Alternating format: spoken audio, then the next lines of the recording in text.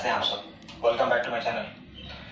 पिछले वीडियो में मैंने आपको मौलिक अधिकार का पार्ट 1 पढ़ाया था, जिसमें मैंने आपको जो 7 मौलिक अधिकार है उनके बारे में बताया था, उनका लॉजिक बताया था और उनके आर्टिकल्स बताए थे। और मैंने बोला था कि जो नेक्स्ट वीडियो होगा पार्ट 2, उसमें मैं एक एक आर्टिकल्स के बारे में बताऊंगा। तो चलिए शुरू करते हैं अपने एक एक आर्टिकल के बारे में मौलिक अधिकार का। सबसे पहले बात करते हैं जो हमारा राइट टू इक्वालिटी है, समानता का अधिकार। समानता का अधिकार जो आता है वो 14 से लेकर 18 के बीच में आता है। इसमें जो आर्टिकल 14 होता है, ये आर्टिकल 14 कहता है कि भारत में सभी लोग जो है वो कानून के सामने बराबर होंगे। यानी भारत में अमीर से लेकर गरीब अगर कोई वो गुनाह करते हैं तो उन पर एक समान कार्रवाई होगी, कानून सबके लिए बराबर होगा। जैसा कि आप लोग देख रहे होंगे आज के रिया चक्रवर्ती का जो केस चल रहा है उसमें किस तरीके देखते हैं कि जिस तरह से कैसे आप देख रहे होंगे कि एक बहुत बड़े बॉलीवुड सेलिब्रिटी रिया चक्रवर्ती को भी कानून के सामने झुकना पड़ा और कानून ने उस पर एक्शन लिया। नेक्स्ट बात करते हैं अपने आर्टिकल 15। आर्टिकल 15 कहता है कि भारत में जितने भी धर्म, जाति, लिंग और जन्म, यानी आप कहीं भी किसी भी धर्म के हो, किसी भी जाति के हो, कोई भी लिंग हो और आपने कहीं भी जन्म लिया है, आप भारत में एक समान माने जाओगे। ऐसा नहीं कि कोई अरुणाचल प्रदेश में जन्म लिया है उसको कुछ अधिकार ना मिलना, या फिर कोई ग्रामीण क्षेत्र में जन्म लिया है उसको अधिकार से वंचित कर देना, तो ऐसा नहीं है। भारत में आप कहीं भी जन्म लें आपको एक समान अधिकार मिलेगा, फंडामेंटल राइट्स। नेक्स्ट बात करते हैं आर्टिकल 16। आर्टिकल 16 का मतलब होता है राजलोक में अवसर की समानता। ये राजलोक की बात होती है, आप लोग देखते होंगे देश में जो भी गवर्नमेंट में जो सेंट्रल गवर्नमेंट जो फॉर्म निकालती है, जैसे कि हम बात करते हैं यूपीएससी, हम बात करते हैं एसएससी, सीएचएसएल, सीजीएल, तो इसमें देखते होंगे भारत के सभी स्टेट्स के जो कैंडिडेट्स होते हैं वो पार्टिसिपेट करते हैं, वो सारे इक्वल माने जाते हैं। ऐसा नहीं होगा कि सेंट्रल गवर्नमेंट कोई फॉर्म निकाला तो उसमें कोई सिक्किम का बंदा फॉर्म नहीं भरेगा या फिर वेस्ट बंगाल का नहीं भरेगा, ऐसा नहीं है। तो जो भी सेंट्रल गवर्नमेंट रिक्रूटमेंट निकालेगी उसमें सभी लोग अपना एक समान से उसे भर सकते हैं, उसमें कोई असमानता नहीं होगी। हाँ, राज्य सरकारों में ऐसी होती है कि राज्य सरकार जो होती है वो अपने राज्य के लोगों को प्रायोरिटी देती है, दूसरे को जनरल मानती है या फिर मौका नहीं देती है। ठीक है दोस्तों, तो नेक्स्ट बात करते हैं आर्टिकल 17। आर्टिकल 17 का मतलब होता है अनटचेबिलिटी, यानी छुआछूत। भारत में आपको पता होगा कि एक वैसा भी हमारा दौर था, इतिहास था, जिसमें लोग जो थे वो 2 क्लास में बटे हुए थे, upper class, lower class. Upper class जो थे वो लोअर क्लास से काफी दूर रहते थे, उनके छुए के पानी को नहीं पीते थे, उनके छुए के चीजों को इस्तेमाल नहीं करते थे। तो भारत एक लोकतांत्रिक देश है और लोकतांत्रिक में ना कोई अपर होगा ना कोई लोअर होगा, सभी को एक समान होंगे। छुआछूत को समाप्त कर दिया गया है। यानी अगर देख रहे होंगे एक अगर ऑफिस की बात करते हैं तो एक ऑफिस में एक बड़ा कास्ट का भी बंदा काम करता है, छोटा कास्ट का बंदा काम करता है और दोनों एक साथ दोनों का एक समान वेतन नहीं मिलता है, तो छुआछूत की अंत माना जाता है। नेक्स्ट बात करते हैं आर्टिकल 18, उपाधियों का अंत। ये उपाधियों का अंत क्या होता है? देखिए, उपाधि की बात की जाती है कि आप वैसे उपाधि को नहीं रह सकते हैं जिस उपाधियों में महाराजा धीराज, यानी जिस उपाधि में एक असमानता फील हो, जिस उपाधि को कोई व्यक्ति ना रख सकता है।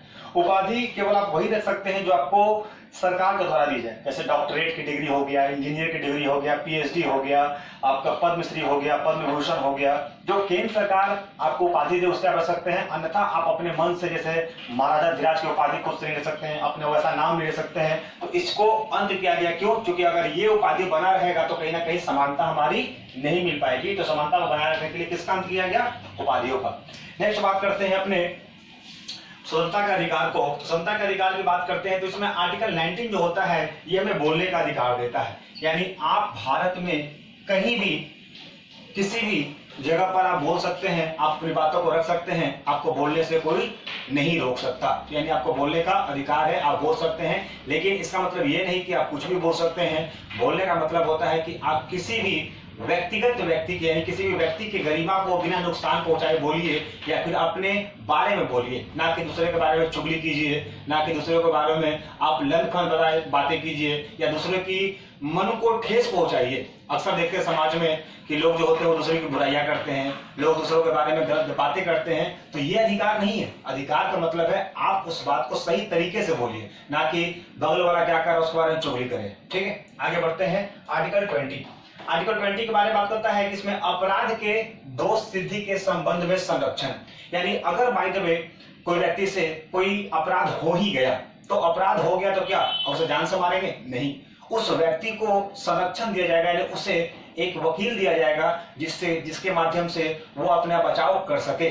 ये नहीं कि अगर किसी ने किसी को मार दिया तो डायरेक्ट उसको जेल में डाल करके उससे सजा दे दो। जी नहीं, उसका लॉयर उसे एक लॉयर हायर करने का अधिकार दिया जाता है जो उसकी बातों को रखेगा और ये प्रूव करेगा कि उसने ये क्यों किया है। क्योंकि अपराध दो तरह से होती है, एक अपराध अनजाने तरीके से और दूसरे जानबूझकर। जैसे कि मैं बाइक से जा रहा हूं और अचानक मेरे को सामने आ गया, मैंने उसे हिट कर दिया, तो ये अनजाना अपराध हुआ। लेकिन मैं जानबूझकर किसी के फिराक में बैठा हूं, वो बंदा आएगा और मैं तेजी से बाइक निकालूंगा, तो ये जानबूझ का अपराध हुआ। तो इसको प्रूव करने के लिए कि ये जानबूझ का अपराध किया गया है या फिर अनजाने में हुआ है, आपको एक लॉयर को दिया जाएगा, जिसे कहते हैं अपराध के दोष सिद्धि के संबंध में संरक्षण। नेक्स्ट बात करते हैं आर्टिकल 21। आर्टिकल 21 जो कहता है कि हमारे भारत में जितने भी बच्चे हैं जिनकी उम्र 6 से 14 वर्ष के बीच में है, उनको प्राथमिक शिक्षा देने का अधिकार है, यानी वो स्वतंत्र है प्राथमिक शिक्षा लेने को, उससे आप कहीं भी काम नहीं करवा सकते।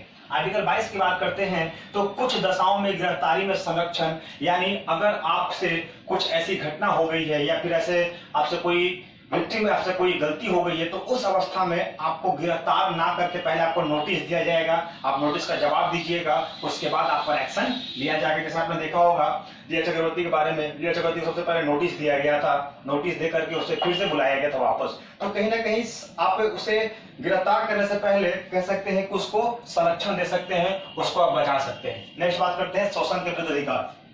देखिए शोषण के विरुद्ध अधिकार की बात करते हैं तो ये आर्टिकल 23 और 24 में आता है। इसमें मानव तस्करी, भारत में आप देह व्यापार यानी आप मानव की तस्करी नहीं कर सकते हैं, आप किसी व्यक्ति को बेच नहीं सकते हैं, क्योंकि व्यक्ति का जो अधिकार होता है वो उसे बेचने से मना करता है। आप किसी व्यक्ति को कहीं भी बेच नहीं सकते, यानी मानव व्यापार को ये बैन करता है, आप इसके खिलाफ आवाज उठा सकते हैं, ये एक तरह का शोषण होता है। नेक्स्ट बात करते हैं आर्टिकल 24। तो आर्टिकल 24 में आप देख रहे होंगे कारखानों में बाल मजदूरी ना करना, यानी आप कोई भी फैक्ट्री है, चाहे वो चूड़ी की फैक्ट्री है, केमिकल फैक्ट्री है या फिर सीमेंट फैक्ट्री है, आप किसी भी हजारस फैक्ट्री में आप छोटे बच्चे से बाल मजदूरी नहीं करवा सकते हैं जिनकी उम्र 6 से 14 वर्ष के बीच में है, क्योंकि आर्टिकल 21 कहता है कि 6 से 14 वर्ष के बच्चों को अधिकार होता है, स्वतंत्रता होती है प्राथमिक शिक्षा लेने की। इस कारण से इसका एक तरह से कह सकते हैं शोषण हो रहा है, आप आर्टिकल 21 को ब्रेक कर रहे हैं। ठीक है, नेक्स्ट बात करते हैं धार्मिक स्वतंत्रता का अधिकार। तो धर्म का अधिकार क्या है होता है, तो धर्म का बात होता है आर्टिकल 25 कहता है कि आप जिस धर्म को मान रहे हैं उसका प्रचार कर सकते हैं।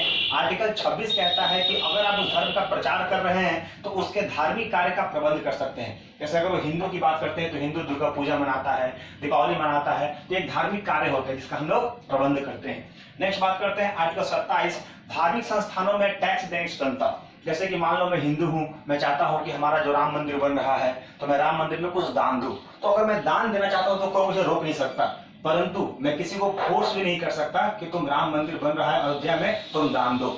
यानी कहने का मतलब आर्टिकल जो हमारा 27 कहता है कि आप किसी भी धार्मिक मंदिर धार्मिक कार्यों में अपना योगदान दे सकते हो, आप टैक्स दे सकते हो, इसके लिए आप स्वतंत्र हो धार्मिक चीजों में टैक्स देने के लिए। साथ ही साथ इसका एक जो एंटी बात करते हैं क्लॉज कहता है कि आप किसी को बात भी नहीं कर सकते हो कि तुम्हें दान देना ही देना है। नेक्स्ट बात करते हैं आर्टिकल 28। आर्टिकल 28 की जो बात की जाती है तो आर्टिकल 28 जो है ये किसी भी धार्मिक संस्थान में